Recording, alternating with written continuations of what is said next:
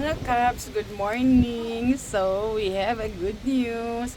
Nagbuhi mi og chicken ba unya nang itlog na sa karon nagbay mi og 12 ka buok nya nay pakapin nga isa so 13 ni among chicken karon nanay nang itlog nga isa yay sila ching ching ching lami kay sila kay ang ilang pagkaon ang wala pa man mi kapalit og feeds kay kahapon pa man ni sila ni abot no so nagpakaon lang ta sa rice.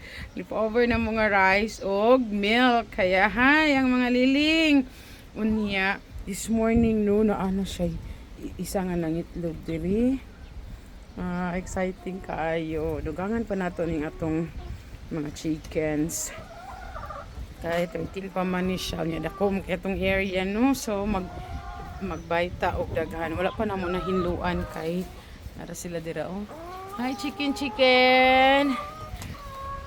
Hi. Hinluan nato ni karon kay aron nga diri na sila mangitlog sa ilahang balay-balay.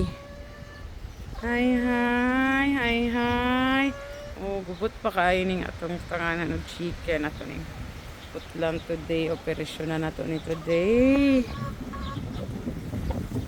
So kung good news kay mahal kay magpalit og itlog tag $20 ang isa ka tray nga katulad 30 ang sulod nga tray $20 to siya and mostly kung magpalit mi tag tulo ka tray so sayo upat so gahapon nagbayad ko worth $40 so sayang pod no maayo na magbuhi na lang taog manok para nga natay kaugalingon source of itlog kay libre naman pud ang gatas pang bahog na to sa ila so maayo kaayo nga idea diba so chicken see you later mga chicken so kini masulod ni siguro diri og mga misan pag maybe more than chickens no so magbuhi dagdaghan diri.